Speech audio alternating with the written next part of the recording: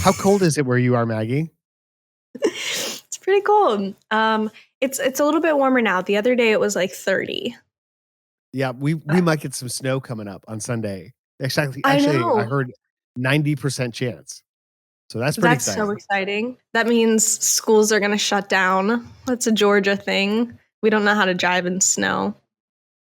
No, it's crazy. I mean, people start shopping for, all their groceries and water and bread and, nothing's on the shelves, and people just randomly start driving off the road when they start to see snowflakes in the air. It's crazy. Coming from Chicago, that was an odd adjustment, but then you realize, well, people here aren't used to it, and also they don't have, like, ice trucks and snow trucks. Yeah, the cars aren't It's equipped it's for okay. it. We just basically take life and, we stopped doing school for a while. That did always surprise me that like Georgia cars are and like Southern cars in general, I feel like for the most part are completely unequipped for the snow. Yet we do get snow practically every year.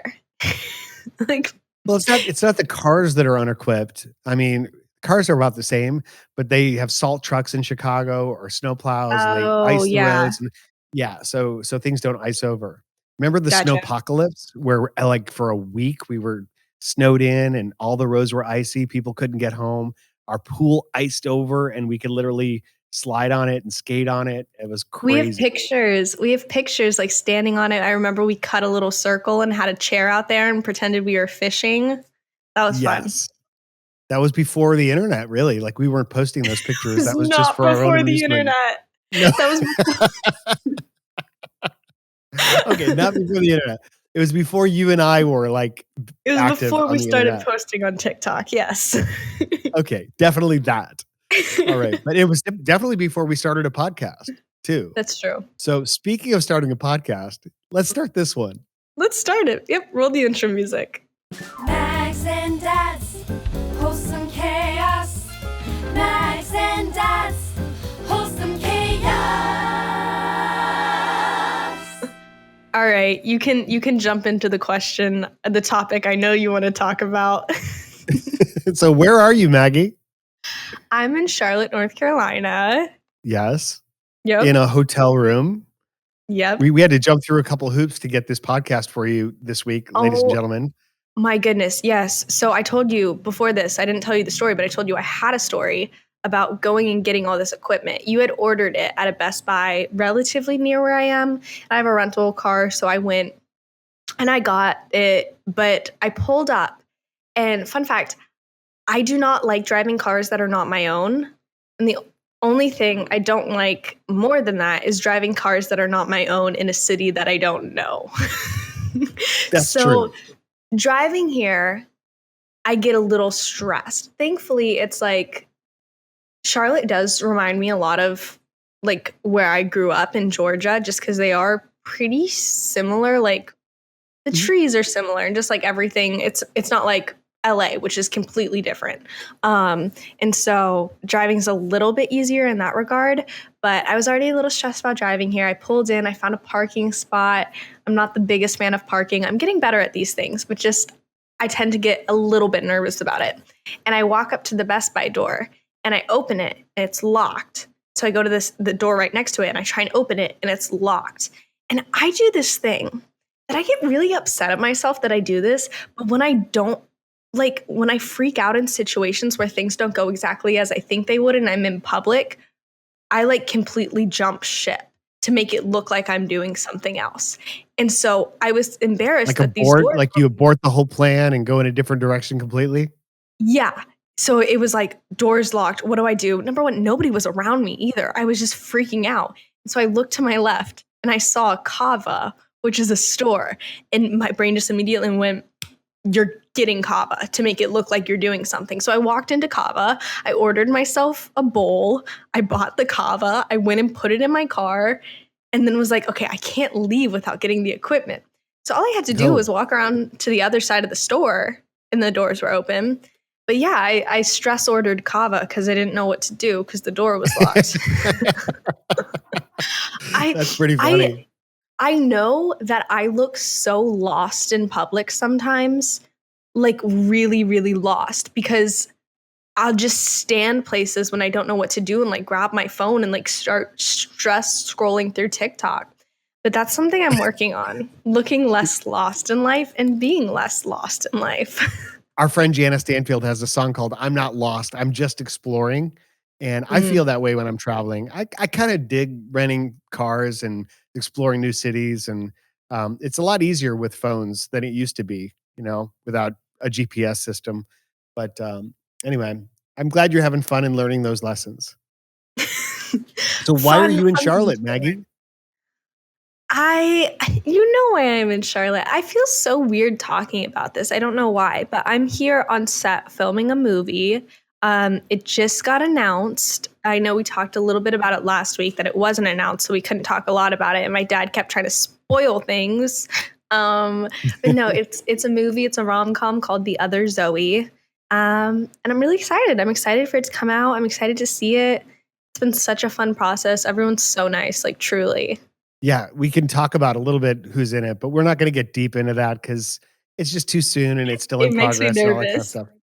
I know I know I make you nervous, but I did wanna point out in one of our first, if not the first Push in the Pool video, one of the questions that you asked me was, "Which TV series am I binge watching right now?" And I knew the answer, which was The Outer Banks, and I just wanna point out you're in a movie with Drew Starkey, Yeah. and, yeah, that's Yeah.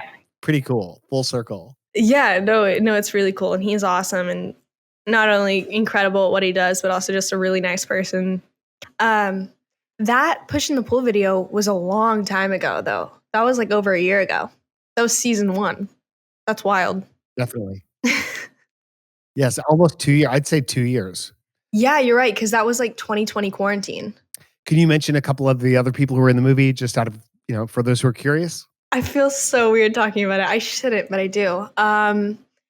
Josephine Langford, um, Amalia Yu, look it up. Look it up on IMDb. I feel weird. Andy McDowell, Heather Graham, which like people from my generation, and Yeah. yeah, it's really really exciting. You're kind of between shooting days, and you've got one day left, I think tomorrow, Mhm. and so you're just hanging out in I'm Charlotte, so which is excited to cool. be back in LA.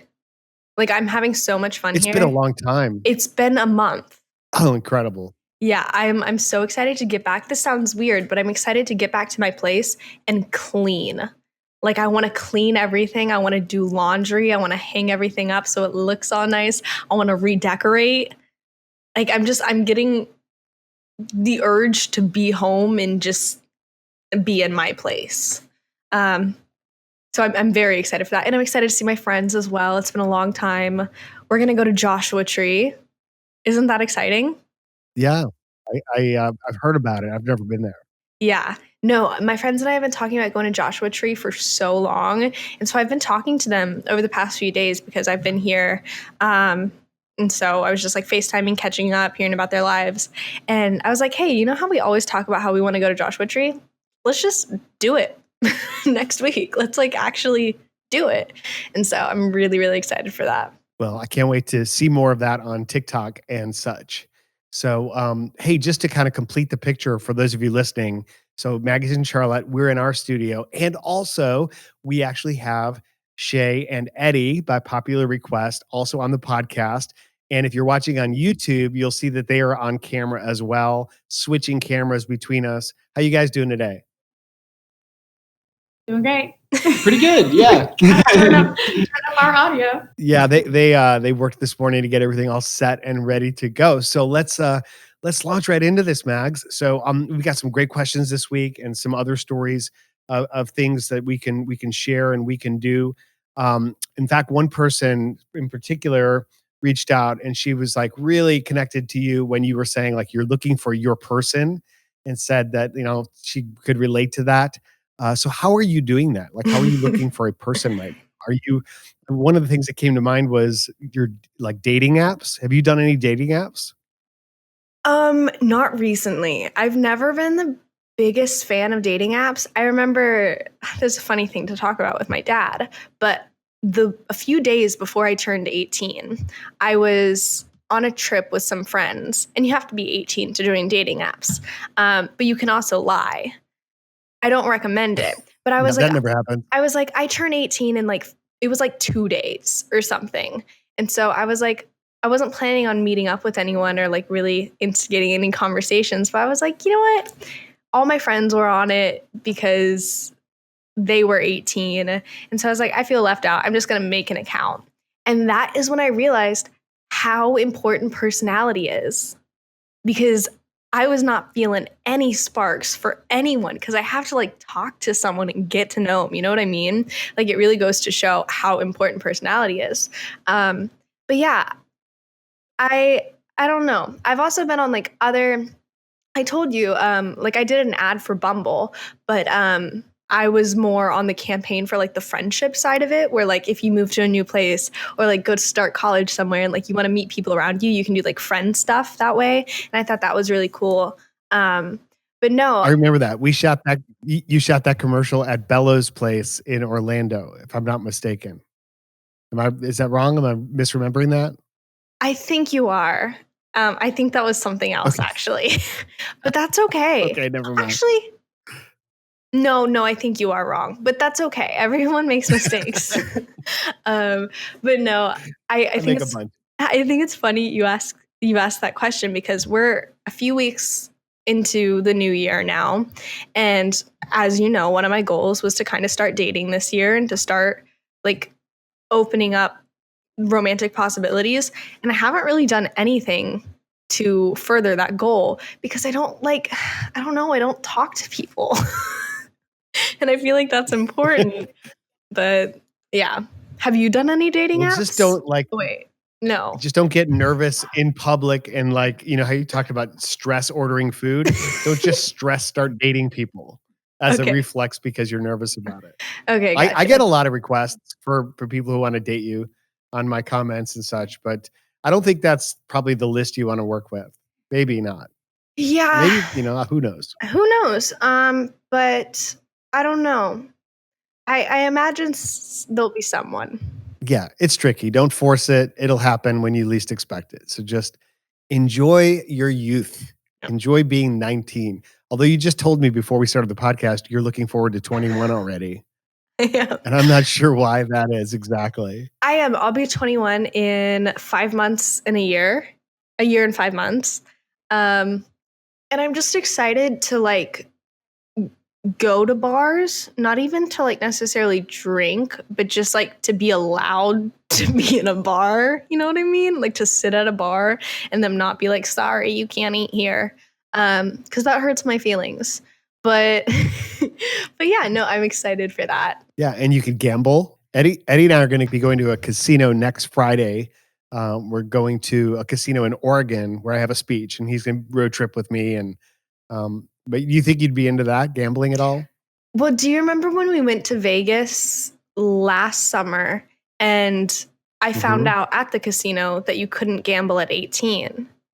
And nobody had Yes. told me that because certain places you can, like in the Bahamas, you can gamble at 18. But yeah, so yes, I think that is something I want to try. However, in a very specific context. Like I gotta be with people. I don't want to walk into a casino by myself because I stress ordered food. I don't my like stress bid $100 just to like get out of a conversation. No, exactly. And that's not You good. need someone to watch you. Yeah. So you'll probably a be there wingman. when I gamble. But yeah, Cool. no, That'll be fun. I want to be smart about it though, like have a set amount of money. I don't really feel like I need to do it to like win money or anything. I kind of just want to do it for the experience. So, yeah. Yeah, that's there's a question here. When you're really stressed and anxious, what activities or healthy coping mechanisms do you do to free your mind and live a lighter life? I think that's a great way to put it. Live a lighter life. This is from Parker, who also says, your whole family are very inspiring and everything you do makes me want to live a better life and spread love to everyone I know. Isn't that awesome to say something like that? You guys have made such a huge impact on so many lives, including mine. And I'm so grateful for everything you do. So thank you. Keep up the great work. And I'd love to see Eddie and Shay more often. So Parker, today's your day. Eddie and Shay are on the podcast. And so instead of like stress ordering food or gambling, like Mhm. what are some of the things you could do to live a lighter life and to get rid of stress? Any suggestions? Uh, We got the family. Mom and Eddie are there, and looks like Mom's going to jump in a little bit. Well, actually, it was pretty funny because when you guys were saying that, Eddie and I were like pantomiming drinking, smoking, eating. So healthy. That's it. You're fired from the podcast. Oh my God. Read the But if you're title, gonna talk, guys. lean into Read the the mic a little bit title. more. We're having so much fun over here, having our own little private Little banter. podcast. The podcast behind the podcast. Yeah, there you go. So healthy things, coping. And I think I said this on the family one. I have to be productive. So if I'm stressed out or unhappy or frustrated, whatever, I will go clean. I will go build something. I will, replace the garbage disposal so that by the time I'm done with whatever that activity is, I actually have accomplished something. So not only do I feel better that I'm not focused on whatever upset me before, but I actually have made something positive happen in the process. Yeah, we go through a lot of garbage disposals, not because we need them, but just because Mom feels a little stressed out. Like she wants to like get into that. So Eddie, what do you do when you're stressed out? I think for me, like a big thing is just creative stuff, or like, kind of taking some time away and either like playing drums, which I just kind of do for fun. I don't, I don't really care how good I get. I just do it for fun, or like writing music or playing music. Just something where it feels like it's a creative outlet, I guess. Yeah, that makes a ton of sense. Yeah. Yeah, and of course for me, as we mentioned on the family podcast, it's a lot of physical stuff. And Parker, one of the things I would suggest, this sounds really like a default, oh, he would say this to anyone, but it's so true. Learn to juggle. And here's why. Not only is it a physical thing, it's a fun challenge, but it's super great for your brain. It's a lot of people find it very meditative and relaxing. You're using both sides of your body. It's visual, it's spatial, it's kind of mathematical in a number of ways. And it's the kind of thing like when you're immersed in that, it takes your mind off other things because you really have to focus.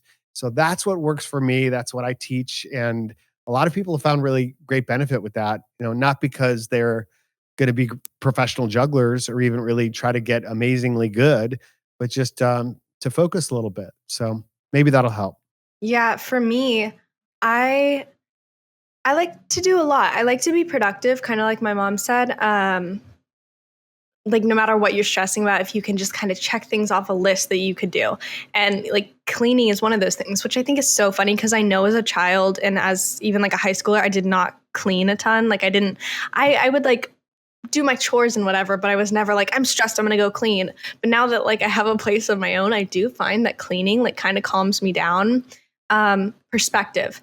Thinking about perspective, and that's something I've learned recently of like when I'm in the moment of something that's really, really stressful to me, but I know I need to get through it. And I've said this before, but thinking through the fact that in 24 hours or in like 48 hours, all of it's going to be over. And you're going to be fine. Like you're going to get through it. And so like kind of taking the piece of the moment when it's done and just kind of like seeing the connection to it and being like, no, that's coming. Like no matter what I do, time's going to keep passing and I'm going to get to it. So like deep breaths, it's going to happen. If that makes sense, that helps me a lot. Reading, prayer, anything that's going to like just kind of bring peace to me and stuff like that, I find super duper helpful. And yeah. That's awesome, Maggie. Well, I also really appreciate what you said, Parker, about the influence that we had on your life and on others, which is just a mind-blowing thing to think about. And I've been thinking and writing a lot about influence. It's going to be in my next weekly coaching video, which I do on YouTube and elsewhere. But what I've been thinking about is you don't need a huge platform to be an influencer, a person of influence. All you need to be a person of influence is a life. And you have a life, and you don't necessarily realize this, but every day when you're interacting with the people in your world, in your family, your your school or job, or just kind of like strangers in the street, the way that you conduct yourself, the words that you use, the impact that you share, um, really makes a difference. And you're either always going to add something to the situation or detract from it.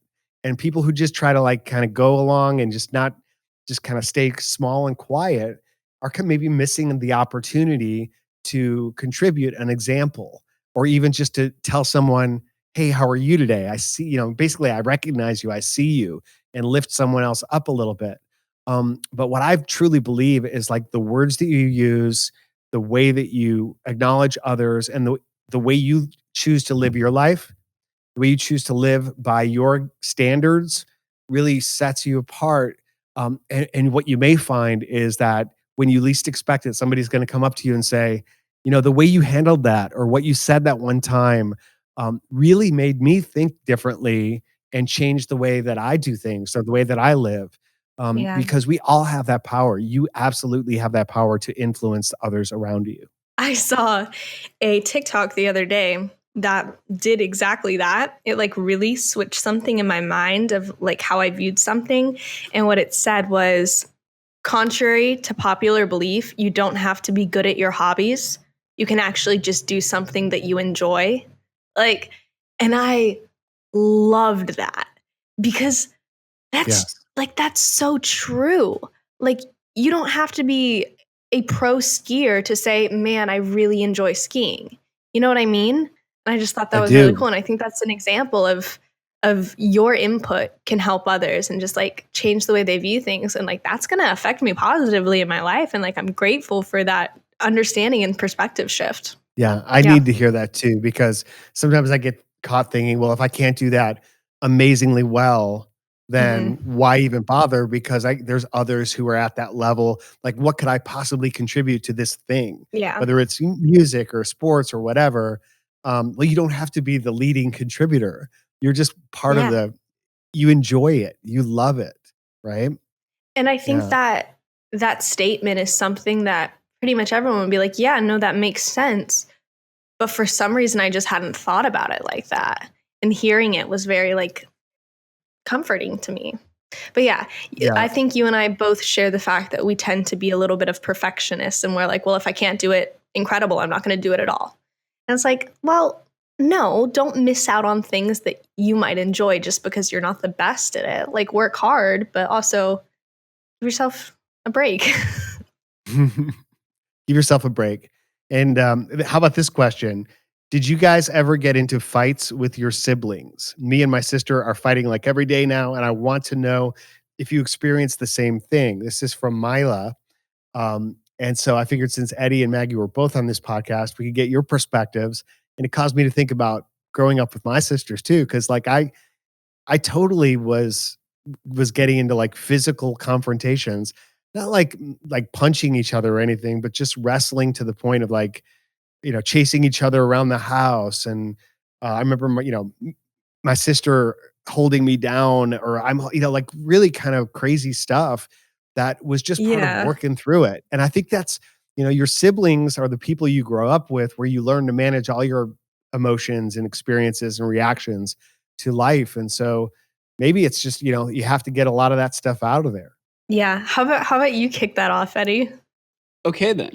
I think yeah, I don't know. I mean, I feel like it was kind of the same thing a lot of the time when we were younger, just growing up. Like, we'd always just tick each other off. I feel like, I don't know, Yeah. it was like one day we'd get along, or like for most of the day, and then all of a sudden it would flip, and then we'd just fight, or it was like all very silly. But I feel like we both kind of realized that, I don't know, I don't know why we did it. I think it's just because we were Yeah. young and silly. And it was kind of like once we grew, like as we got older, I feel like we started doing it less.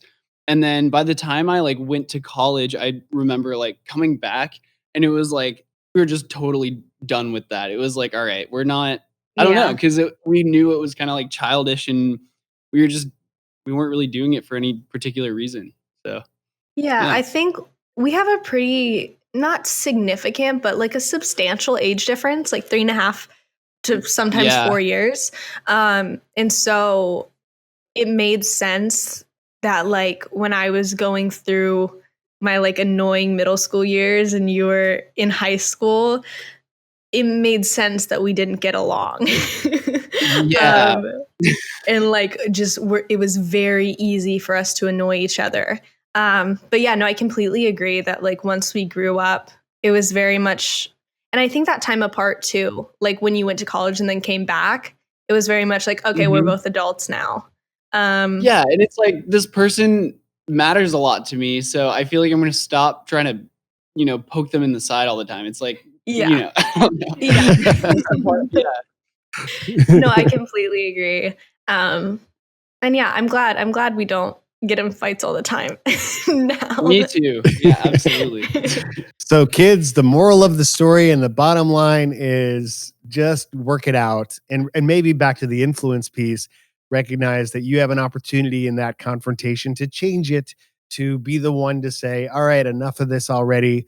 I'm going to know you for a long time in my life. So regardless of whether you tick me off or not, I can behave a little bit differently and can definitely help you. I'd like to chime in on that as well. I something I told Maggie when she was little, and it was a lot of the problem was their personalities were different. Maggie was like Dan, high energy, high energy. She sang, she danced, she bounced off the wall. She was just da da da da da. And Sang Eddie very was more loudly. like chill. Yeah. Singing constantly, and it drove him crazy. And so, like Dan, when he was little, doing flips, jumping, standing on chairs, and his sisters would be like, "Mom, he's doing that again," and his mom was like, "Well, just ignore it." Right, sure. But and so it was the same thing. Eddie was like, "Mom, she's singing." I'm like, "Eddie, she doesn't know she's singing. Yeah. It just comes from her. It's just the way she is." And he would, I don't think he appreciated it, but he would recognize that. But it's so and I also told then to Maggie, I said, Maggie, if you're really sweet to your brother, or no, I said to Eddie, Eddie, if you're really sweet to your sister, she worships you. And he'd like, okay. And so he would say something, just something small, just acknowledging. And Maggie would be like, have my allowance? Can I get you some food? Can I do everything for you? And so learning what it is your sibling that helps that relationship. Why, when are you nicer to each other? And if you can figure out those little triggers to trigger the positive relationship, that worked like a charm 100% of the time. But then he'd get annoyed again and forget. But whenever he would flip it and say something nice or just treat her nice, it was magic. That's great. It's also a question of like when you're resourceful. So it's easy to like be the bigger person or to say the right thing or to suppress your anger or when you're in a good place and you're not yourself, like tired, exhausted, frustrated, whatever. So we spend so much time together as family members that we're going to see the best of each other and we're going to see the worst of each other. We just have to keep the long-term picture and get through it. I was just going to say, I think something that kind of shifted my perspective a good bit when I was younger was, it might have been either you or mom who told me this or someone else, but just the statement and the understanding that your siblings most of the time are going to be your longest relationship in life. Mhm. And I was like, oh, wow. Yeah, that's true. We should be friends. Precisely. But I would do yeah. the same thing. My sisters did not understand how I was wired. So I would get up in the middle of dinner and do cartwheels around the kitchen and, sing and dance and I couldn't hold myself still. But, they ultimately put up with it. And we've got a great relationship now. It's really special. Yeah. You want to know something that not surprised me, but I guess surprised me a little bit was the response to my announcement on the cast list. Why is that? Because people can be so mean, and a lot of people just love to form judgmental opinions before they know all the information, and just all these different things and things I've seen with people who are predominantly known on social media and who try and do other things. A lot of the times the response is, you're underqualified. You can't do this. And a lot of the times they don't know all the facts. which is one reason I know you know this, where I've tried to be a little more vocal about the fact that I have been acting professionally since I was a child. Yes. Because a lot of the times when people don't know all the information, they jump to conclusions like, oh, they didn't work for this or anything like that, which isn't true. I've been putting in a lot of work and everything like that. But I was preparing myself for some backlash just because I've seen that as a consistent trend. And I told you I didn't find one negative comment. And I was literally looking at those comment sections and like my eyes were getting misty. Where people, like complete strangers who only know me through social media, they were like, I literally saw this and started crying. I'm so happy for you. Like such genuine joy. And I don't know what I've done to deserve that, but I'm so incredibly grateful. And like it was better than I could have hoped for. It made me so Well, happy. Maggie, And I'm just like, you've put out so much joy, right? And so you always get back what you give. And so that's, I think, the reciprocity at work, in that you're seeing other people respond to you with a lot of admiration. But you're right. I mean, even you would expect there to be some detractors in there who just don't know you completely or don't know the full story. But I yeah, think, and when that happens, your fans and followers typically will police that for you and be like, leave yeah, her alone. You don't understand. This is so that's pretty cool. We saw a documentary that was recommended to us by Steve Spangler. Mom and I were at Speakers Roundtable in Phoenix last weekend, which is like a mastermind group of professional speakers at a very high level who get together. And Steve Spangler, who's our good buddy, also a TikToker, and on Ellen DeGeneres' show quite often, science guy, amazing guy. He recommended the documentary called Fake Famous. Have you heard of this? Mom told me about it, and I started watching it the other day. I didn't finish it though. Yes. So the premise is they pick three people who don't have huge Instagram followings, but they try to get them to fame, and to like 100,000 plus Instagram followers, or even way more than that. But it's all fabricated because you can buy fans, you can buy followers, you can buy comments, and basically they wanted to see how it would change these people's lives, how it would change their opportunities, and it was really, really fascinating to see. That this whole concept of influence or fame is just so seductive, but again, like we went back to earlier, influence is something that you have every day. Use the influence that you have and understand the power of that. And the other thing I thought about when watching this documentary, Maggie, was, well, we haven't done that. We haven't bought any bots. We haven't bought any Mhm. followers. It's like, and so when you grow organically and you just are genuine, I mean, maybe you never know who the other people are on the end of likes and comments and whatnot. But Yeah, you can't look at it as a numbers game so much as an integrity game, I think. yeah, no, for sure. And I wasn't even aware that that happened to the extent it does. I guess um, it's got to get expensive. It's not so bad. They were saying on Instagram they bought 7,500 followers for like $120, and he kept doing it over and over and over again. So yeah, See, but then it comes crazy. down to engagement.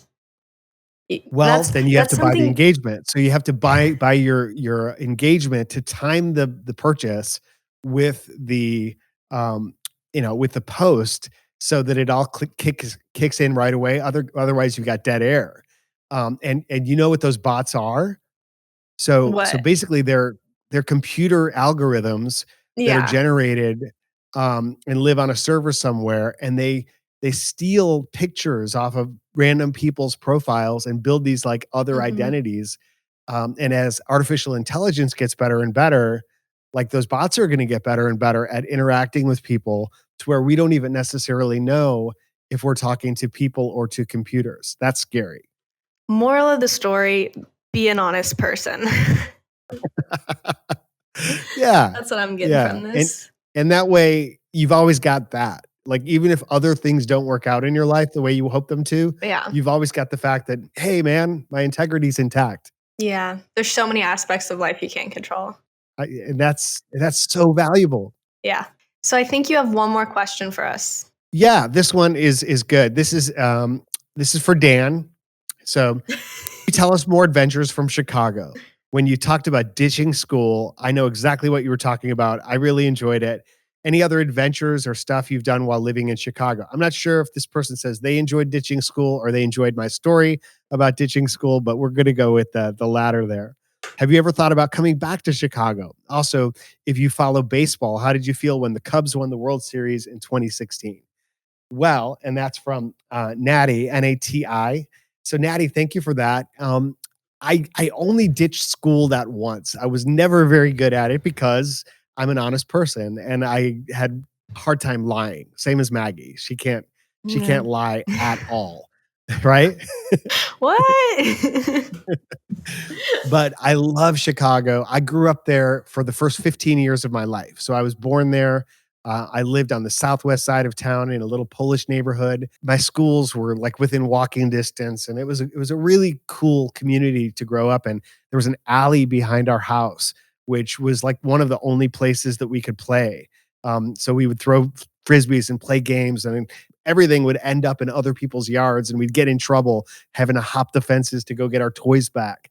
There was this one little like abandoned lot at the end of the block that had weeds and was a little overgrown, and we called that the prairie because to us it was like the wild west of adventure. But it was just this like little lot. It was actually not even an abandoned lot. It was like the bushy weeds behind a carpet store, and that was our prairie. So we had great imagination as Yeah. kids. My greatest memories were probably like driving my BMX bike because that was my freedom. Once I got my BMX bike, which I bought with my paper out money, I would go all over the area and even down to the railroad tracks and watch trains go by and all kinds of cool stuff like that. Jump ramps. I still have scars from jumping ramps on my BMX bike. So all that was great. But as far as the Cubs go, I was always a White Sox guy because I was on the Southwest side and that was like our team. And in Chicago, like New York has two teams. And so there's this rivalry, which I never really understood between like the North side and the South side. So I was a White Sox fan and still am. Yet I also can cheer for the Cubs. Like I was really excited for them. Um, the most vividly like memorable Cubs game for me was when I was about 14. My grandpa, which was really he was the one who got me to skip school the most because he would invite me to go golfing with him and my uncle Edwin, and we would go. It was like that was like the most magical day is when we could go golfing and skip school with my parents' permission. So it wasn't officially skipping school. It was just kind of like a bonus day, a day off. Yeah. But grandpa took me and this other kid, young man my age, to a Chicago Cubs game, and we were so excited. And we were sitting on like the first base side, and he bought us some food, like some pretzels, and then also these big Cokes. So we had like this was back before like there was regular 32-ounce Cokes. These were huge. These were giant, like 32 ounces. And we both had them. And he said, "You got to make this last the whole game." And so the very Mhm. first inning, we were sitting in our seats and I was like, I'm totally gonna make this last. I took a couple sips, put it under my seat just to keep it safe so I wouldn't kick it over. And there was a play in the first inning where the baseball was hit right by us over the first fielder's head into right field, and a double Mhm. was the player got a double, got second base. I stood up to cheer like everybody else. I was like, "Oh, this is amazing." I went to sit down, and what I didn't realize is those seats had like a Oh spring no. attachment. And so when I stood up to cheer, the seat went up like this. When I went to sit down, I like literally did a free fall into my 32-ounce Coke, which exploded over me, over Tim, my friend, over my grandfather, and over everybody in our little section. Oh Like there was this no. little pond of Coke that just kind of eased out. And that's why it was so memorable for me. Oh, that How's is that? tough. Oh, Yeah, well, man. it makes for a good story many years later. Did the Cubs win? Did the Cubs win? Do you remember? I think they did. I'm pretty We'll sure say they they did. did. Yeah, we'll say they did. Root for That's the home wild. team. Did you get another Coke after that? No, I never got Oh. another Coke. And you never got to skip school again with Grandpa. Yeah, and I never went back to a Cubs game. That was it. Oh. They cut me off completely. And that is why he's a White Sox fan, actually. Yeah. No, when you were telling that story, when you were talking about the prairie area, that reminded me of when Eddie and I were younger playing on like the abandoned house area. And I remember, Eddie, I'm sure you have maybe even more memories of this because you were older, but you and me and sometimes some of your friends, I remember Jordan was there sometimes, we would go and we would play like airsoft, where we would like shoot each other, but then take into account like if you were 16, I was 12. So there's that factor of it as well. And I wanted to ask you this because I'm sure you knew, but did you know that I sometimes shot myself to get out so you guys couldn't shoot me anymore? Did you know that? I did not. I literally had no Sometimes- idea. No, Did sometimes you I would actually be- shoot yourself, or did you just say like I got hit? No, I would shoot myself. You could have just lied, Maggie. You could have just said, "Oh, I tagged. I got tagged." It's not like paintball though, where like you can see the. No. No. But back to my first point. Maggie can't lie. Yeah. There you go. I was like, I'm true. shot. I'm out. Do you All remember she this said one was, "I time? got shot by me." I remember this other one time that we were like heading over to play and it was just me and you. And I was like, I don't remember how badly these hurt. And so I put it up to my leg and shot it. And then Ooh. it hurt really bad. But then also like my jeans or whatever, it started to look like wet in that area. And we thought I was bleeding at first. It was really funny. Hilarious. Hilarious. Yeah. Growing up with an older brother things. No, that was fun Yeah. though. That was, and I think it's really It was cool that fun. now over that property that we used to play on, there's like a multi-million-dollar house there now. And when Yeah, we we drive can't by, go we can back say, no, we can't go back now. But we know in our hearts that before they lived on a multi-million-dollar property, we used to shoot each other there. So Yep. We'll always and have they probably that. had to clean up a lot of airsoft BBs. they probably did, yeah. Tamesan. You remember Tamesan? Yeah. That was just the trees that your dad planted that grew up so big and fat, and then Eddie named it Tamesan, and that was y'all's little After Terabithia. right.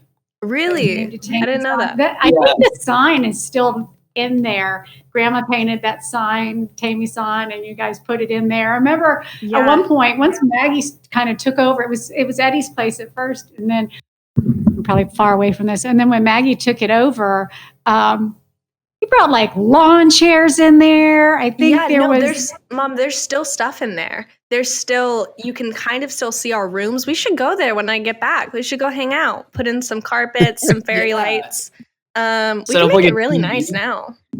We We can stream in there. Podcast from Tamesan. Oh my gosh. I do want to put out there super quick. When we played airsoft, Mom, you bought us the biodegradable airsoft thingies. That is true. So we were looking out for the environment a little bit there. Just throwing that in there. Yeah. But yeah, no, that's fun. That's the cool thing about being a kid with an imagination is everything's so cool.